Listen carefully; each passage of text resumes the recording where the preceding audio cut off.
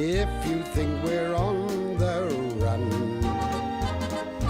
We are the boys who will stop your little game. We are the boys who will make you think again. 'Cause who do you think you are kidding, Mr. Hitler, if you think old England's done?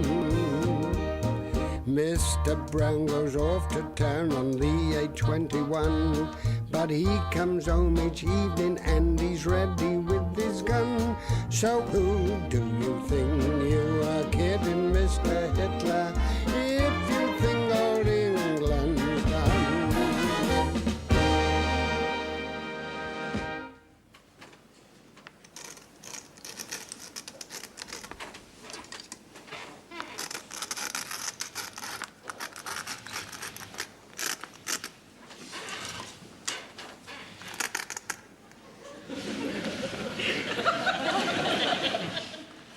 Aren't you feeling very well, Uncle Arthur? Right, I've got a slight headache, that's all.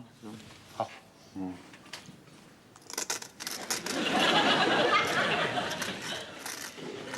Frank, do you really have to make all that noise? Look, I've got to make up the ledgers, haven't Yeah, I? I know, yes. You know how fussy Mr. Manring is? Yes, I know, but couldn't you please do it just a little bit more quietly?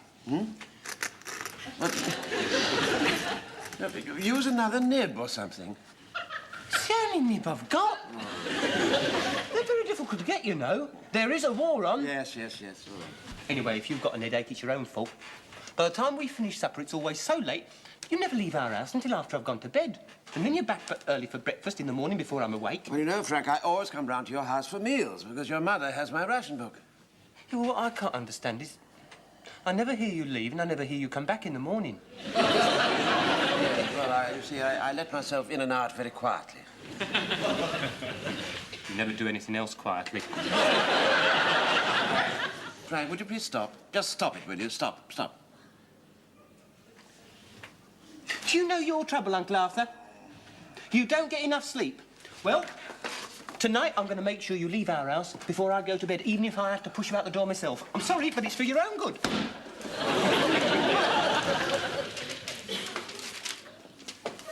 Morning, Wilson. Pike. Morning, sir. Morning. Oh, what have you got there, sir? A new door for my office. Oh, really? How lovely.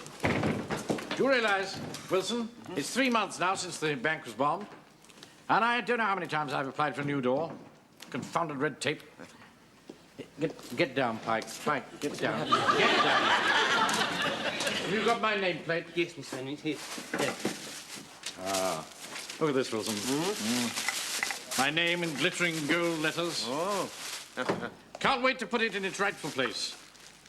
On the door of my office. Yes, well, it is rather a plain door, isn't it? Oh, that isn't the actual door. Oh. The door's inside.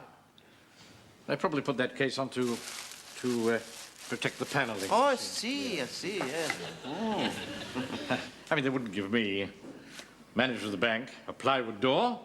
Do use your intelligence sometimes, Wilson. Right, take the paper off. What paper? This is the door. This is made of paper.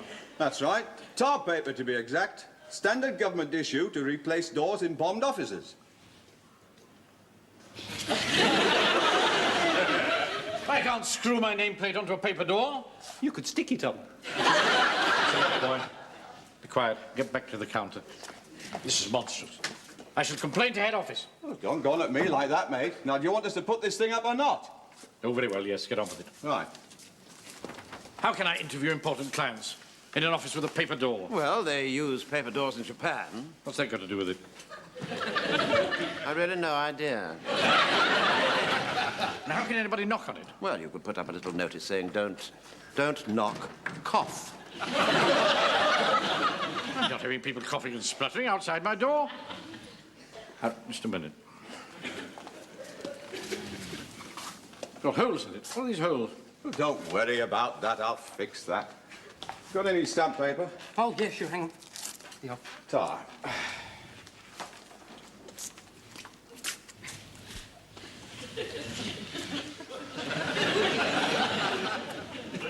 There we are.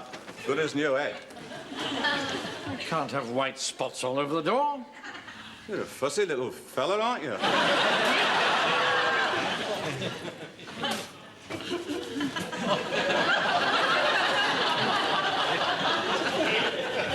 That's it. Come in the office, Wilson. All right, sir. I must speak to those cleaning ladies. Yes. Stanley. Stanley, the Colonel's outside like a word with you. Tell him I shan't be a minute. Yes, sir. And while we're on the subject of tidiness, it's about time you had a haircut. Well, I'm terribly sorry, sir, but I'm afraid I never seem to be able to get around to it. I know you think you look like Anthony Eden. But you do happen to be my chief clerk and my sergeant. Good heavens, look.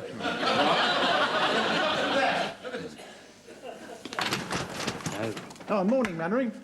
You set fire to my door. Oh, dear. Excuse me, just a minute. Make way.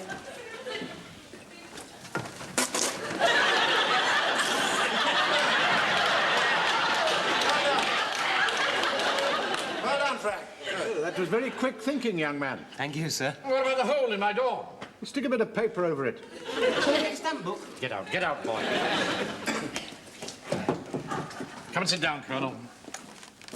Sorry to barge in like this, but I've got some bad news. It's about Godfrey. About Godfrey? Oh, dear.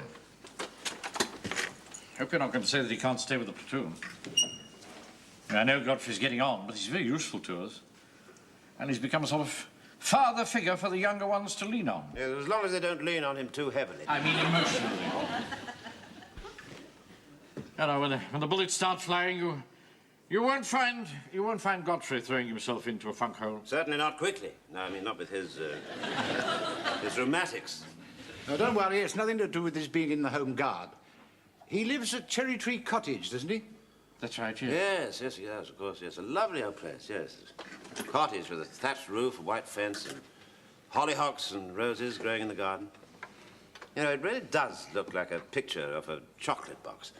You know, whenever I pass by there, I have to stop and I say to myself, well, that's it, I suppose, but that's what we're fighting for. I couldn't have put it better myself, Wilson. Well, it is what we're fighting for. But it's got to come down. What? Calm down. Yes, a new aerodrome's being built, and Godfrey's cottage is right in the middle of it. Well, can nothing be done about it? No, I'm afraid not. It's vital for the war effort. He'll get compensation, of course. But I thought it better that you told him yourself, so that he won't get such a shock when he gets the official notice. Well, I won't take up any more of your time. Cheerio. Rise up. Yes, sir. What are we going to do about Godfrey? Yeah, poor old thing, yes. Yes, he's been living in that cottage with his two sisters for donkey's years. I know. I can't possibly tell him. Look, we'd better get Fraser and Jones over here, I think. Pike! Pike! Come in.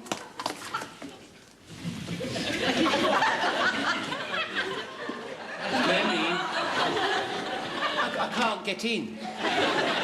Hang on, had an idea. How dare you put your arm through my door? Sorry, but the handle had come off. You've torn it! Well, it's not my fault if they give a rotten door with the handles that come off, is it? Don't use that tone of voice to me, boy. Now, run across the road, get hold of Mr. Jones, Mr. Fraser, and get them over here at the double. Yes, sir. Right.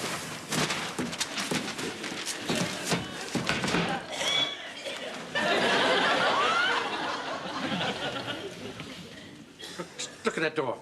It's only been up a few minutes. It's already in ruins. Henry. Yes? Mr. Jones is in the bank. He's paying in his takings. Very well. Ask him to come in and then go and get Mr. Fraser. Yes, sir. Wish we could do something for Godfrey. I feel very deeply about this, you know, Wilson, very deep. Why don't you lend him some money so he could possibly buy another cottage? Well, I don't want my personal feelings to get mixed up with my position in the bank. Stanley, you want to see me? Yes, please. Jones, just a minute. Just a moment. I'll help you in. Yeah. Oh. Rubbish, the handle's come off. Oh, never mind, so put my shoulder to it. Oh, no, don't do that. It's only made of paper.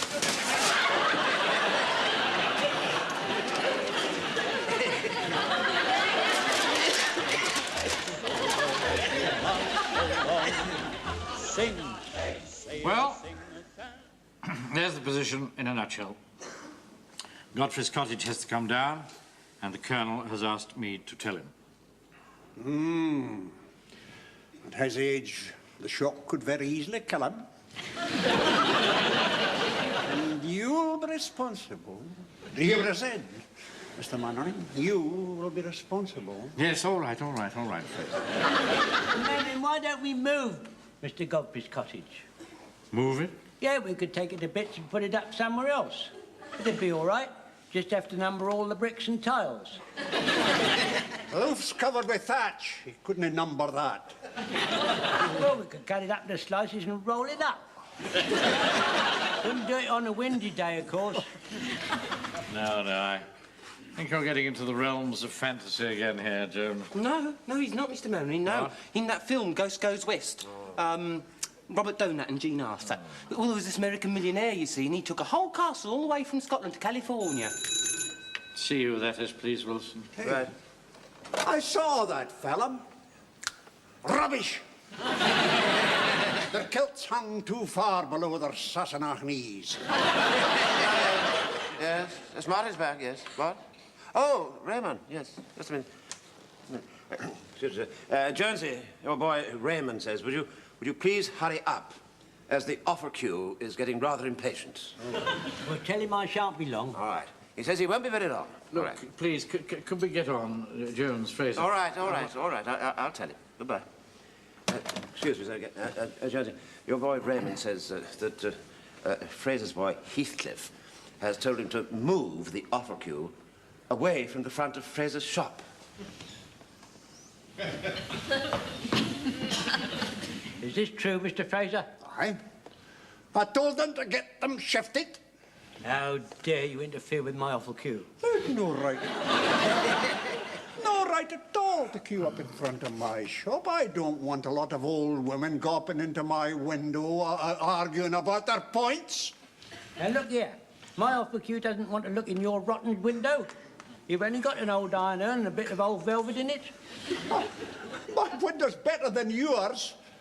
All it's got in it is a couple of plaster pigs with comic expressions on their faces. My fault I can't get any meat. Look, please, I know we're all very busy, but will you just give me 2 minutes of your attention? Now, the Colonel has asked me to tell Godfrey, and I think, that is, that we think, Sam Wilson and I, that perhaps you, Jones, or you, Fraser, might be better telling him. After all, I mean, you are his contemporaries. You mean you're trying to wriggle out of it? That's not fair. I'd have you know that Captain Mannering is not only a bank manager, he's also our commanding officer and a gentleman. And furthermore, just a minute, and plaster pigs have not got comic expressions on their faces. They've got happy laughing faces. Please, Don't try to... Sorry. Be quiet, Sorry, be quiet. It's no good, Wilson. You and I are just going to have to go up to Godfrey's cottage tomorrow afternoon and tell him straight. Right. You better come with us, Pike. Yes, sir. We must grasp the nettle. Mr. Mannering, Mr. Godfrey's garden hasn't got any nettles. He's very proud of it. Line all the way, leading from the Rose and the Crown, from Trafalgar Square. I don't know how to do this, Wilson. We must pick exactly the right time to tell Godfrey. Well, how will he know when the right time is? You know, in that film, Dangerous Moonlight, Anton Walbrook had to tell his girlfriend he was leaving Poland forever. So he played the piano to her to keep her mind off it. Yeah. Uncle Arthur could do that. He plays the piano ever so well.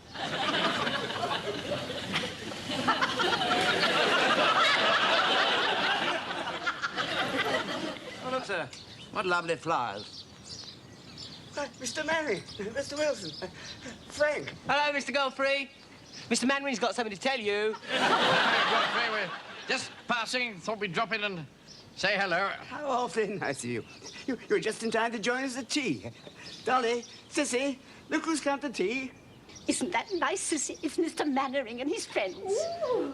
Yes, get some more chairs, Dolly. Yes, more chairs.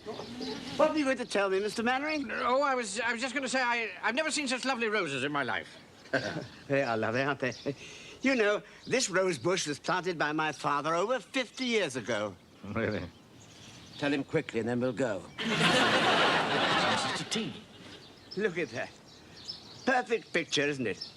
You know, I often say to my sisters, it doesn't matter what Hitler does, this cottage with its garden and the lovely roses will always be here. It's what we're fighting for, isn't it? Come along.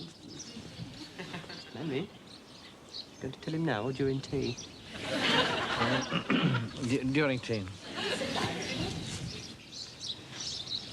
Will you sit here, Mr. Wilson? Oh, thank you so much. Oh, how pretty the table looks.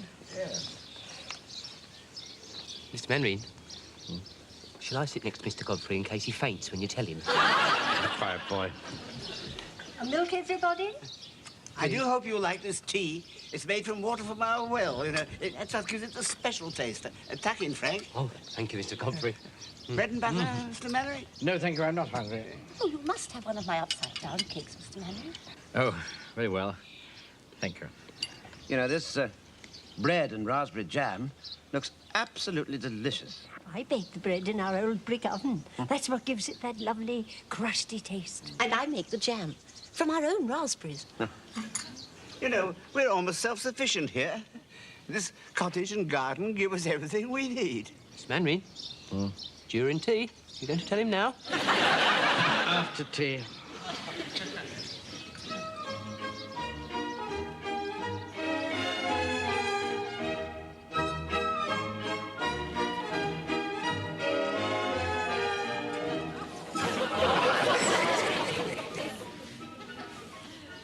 You know, it's awfully nice the way the sun brings out the colour on that wall. Yes, the whole place has a sense of permanence. My sisters and I often say this cottage stands for England. Mr. Manring, it's after tea. You can't wait much longer. You've got to tell him now. You're right, Pike. The point is, Godfrey, that Wilson has something to say to you. I can't. Get on with it. It's an order. Yes, Mr. Wilson? Well, do you think I could have another upside-down cake? Thank you so much. You know your trouble, Wilson. You've got no guts. It wasn't my fault, sir. I mean, it would be perfectly simple for you. And all you could say was, I want another upside down. I wanted another upside-down cake. Out, you stupid boy.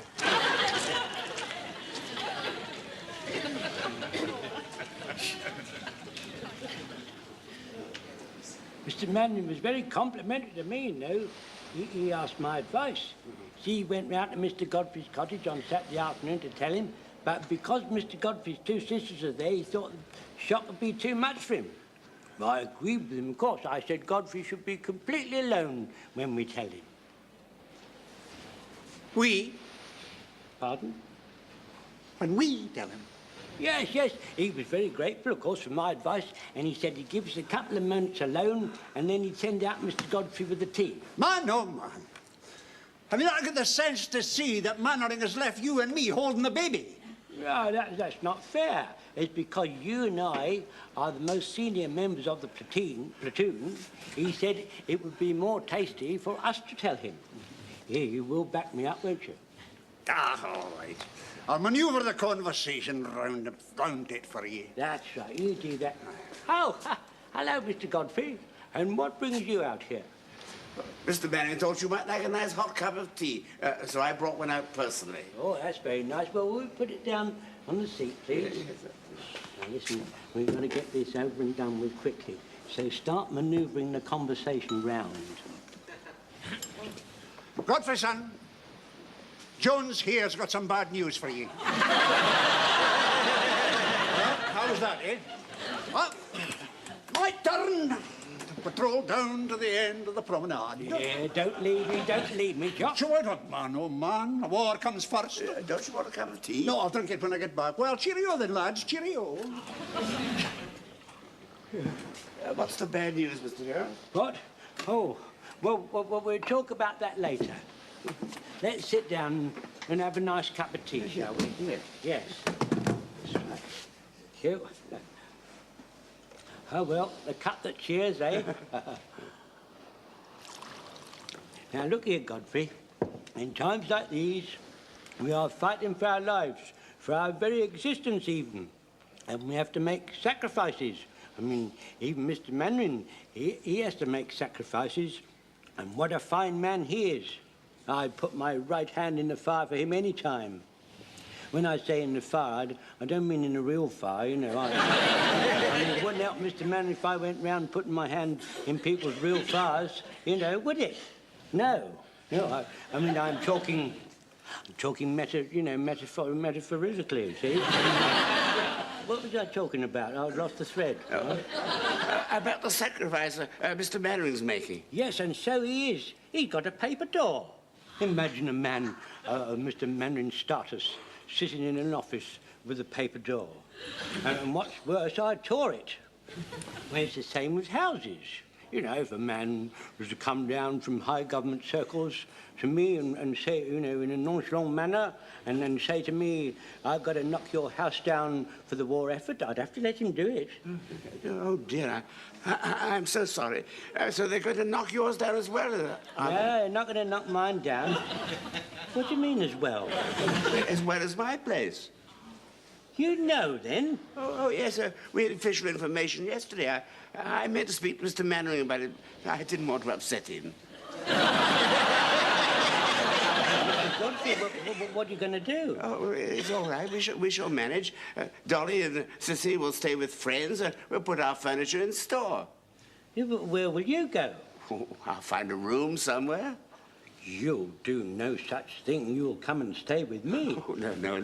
I couldn't do that. Of course you could. I'll be glad of your company. We'll get on wonderfully well. Wonderfully well. And after parade, we'll go home. We can have a nice glass of stout each. I'm afraid I don't care for stout. Don't you? Well, you could have something else to drink, couldn't you? Anyway, we could have cheese on toast. Toasted cheese always gives me shocking indigestion. Well, we could listen to the wireless. You do like listening to the wireless, don't you? Oh, yes, I do. Yes. Yeah, well, we could listen to the Forces programme. Have a good laugh. I like the Forces programme. I always listen to the whole service. Well, we could listen to that. We'll be all right, you see. T. R. U.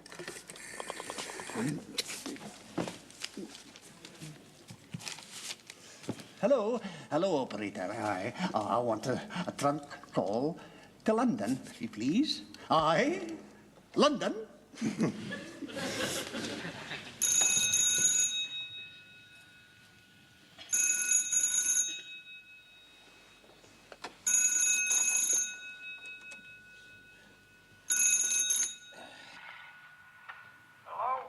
Hello. Is that Sir Charles? Yes? The Sir Charles Renfrew McAllister? Speaking. My name's Fraser. James Fraser. What the hell do you think you're doing ringing me up in the middle of the night? It's quiet and peaceful. And it's cheaper. What do you want? Tell me, are you the minister in charge of building this new aerodrome at Warmington-on-Sea? Oh, now look, if you're after a building contract, there's nothing doing. Oh, no, it's not that. Well, what do you want then? I just want you to shift the aerodrome a wee bit. Are you out of your mind? Sir Charles, I was reading in the papers the other day about your recent knighthood, and it went on to say that you come from a very fine old Scottish family that can trace their origins way back to Robert the Bruce. You haven't woken me up to discuss my ancestors. No, I've woken me up to ask you this.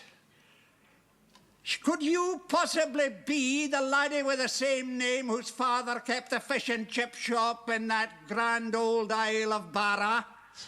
Who was expelled from school for cheating? Who got that bonny wee thing, Maisie Mackintosh, into trouble? And who got the sack from the draper's shop for getting his fingers caught in the till? That wouldn't be you, would it? Certainly not. Oh, that's all right then. In that case, you won't mind me giving the whole story to a certain society magazine, will ye? Good. It just so happens I have got their phone number right here in front of me. Charlie boy.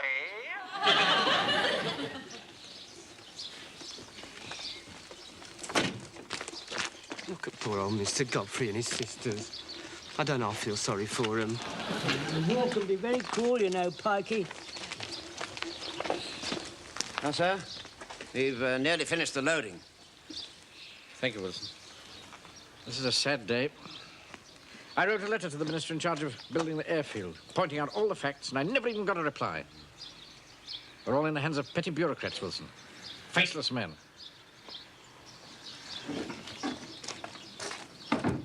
Here, don't load any more on my van. You'll break the back axle. Mr. Mannering told me to put it in. And I'm telling you to take it out. You stupid, soppy-looking boy. Don't you call me a stupid, soppy-looking boy. I'm going to have a word with Mannering about you. Napoleon, my van won't take any more, and I want my money now. The arrangement was that you would be paid £2 out of platoon funds when the job was finished. I want my £2 now. Shoot him, Mr. Mannering. Well, you're entitled to. Right.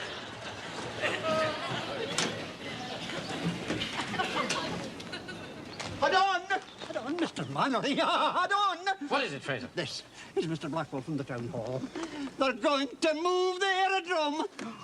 Then poor old Mr. Godfrey won't have to leave his home after all.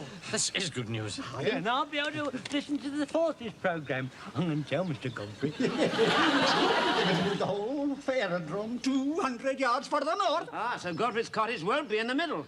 No, just on the edge. Right. Unload the van, men. Here, just a minute. What about my £2? The arrangement was that you'd be paid when the job was done, and the job has not been done. You chiseler. I want my £2. You mind not raising your voice? I want my money. Come away, Wilson. Right.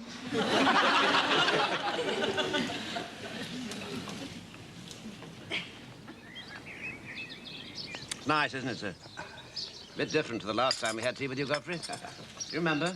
Mr. Mannering was wondering how to break the news to you. Yes, indeed.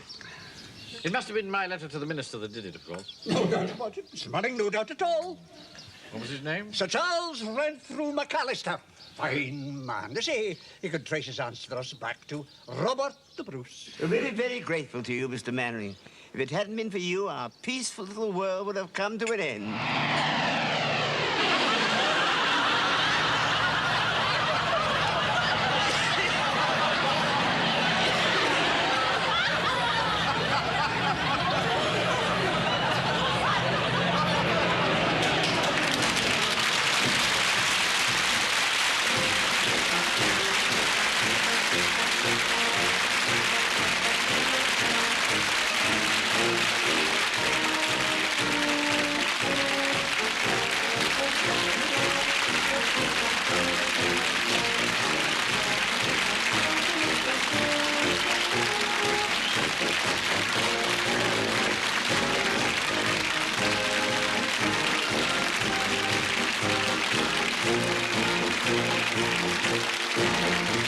Thank you.